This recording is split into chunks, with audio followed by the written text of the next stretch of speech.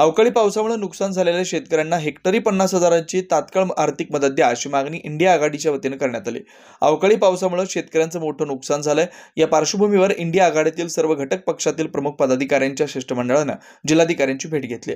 अवकाळी पावसामुळे कोल्हापूर जिल्ह्यात झालेल्या नुकसानीचं तात्काळ पंचनामे करून त्यांना आर्थिक मदत आणि नुकसान भरपाई देण्याची मागणी इंडिया आघाडीच्या वतीने करण्यात आली। याबाबत खासदार शाहू महाराज आणि विधान परिषदेतील काँग्रेसचे गटनेते आमदार सतेज पाटील यांच्या नेतृत्वाखाली इंडिया आघाडीच्या शिष्टमंडळानं जिल्हाधिकारी अमोल येडगे यांची भेट घेतली। यावेळी मागण्यांचं निवेदनही जिल्हाधिकाऱ्यांना देण्यात आलं। कोल्हापूर जिल्ह्यात मे 2025 मध्ये अवकाळी पावसानं मोठ्या प्रमाणावर शेतीसह इतर क्षेत्रात नुकसान झालं। या पावसामुळे शेतमालांचं, घरे, जनावरे तसेच रस्ते आणि पायाभूत सुविधांचं मोठं नुकसान झालं। अनेक शेतकऱ्यांचे उभे पीक वाया गेलं असून त्यांच्यावर आर्थिक संकट ओढवलंय। अशा शेतकऱ्यांना हेक्टरी 50,000ची तात्काळ आर्थिक मदत शासनाकडून देण्यात यावी। त्याचबरोबर राज्य शासनानं अवकाळी पावसाला राज्य विशेष नैसर्गिक आपत्ती म्हणून घोषित केलंय।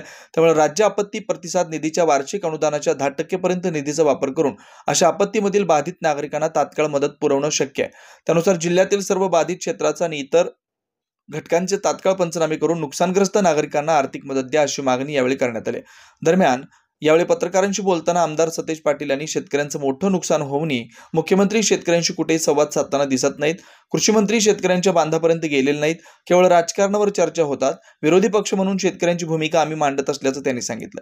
यावेळी खासदार शाहू महाराज यांनी पडझड झालेल्या घरांची त्याचबरोबर शेती पिकांचे तात्काळ पंचनामे करण्याची सूचना जिल्हाधिकारी अमोल येडगे यांना दिली। शिष्टमंडळामध्ये माजी आमदार राजूबाबा आवळे, शरदचंद्र पवार, राष्ट्रवादीचे जिल्हाध्यक्ष व्ही पाटील, जिल्हा परिषदेचे माजी अध्यक्ष राहुल PN पाटील, उद्धव बाळासाहेब ठाकरे, शिवसेना उपनेते संजय पवार यासह संपर्क प्रमुख विजय देवणे त्यांच्यासह इंडिया आघाडीतील घटक पक्षांचे प्रमुख पदाधिकारी, कार्यकर्ते उपस्थित होते।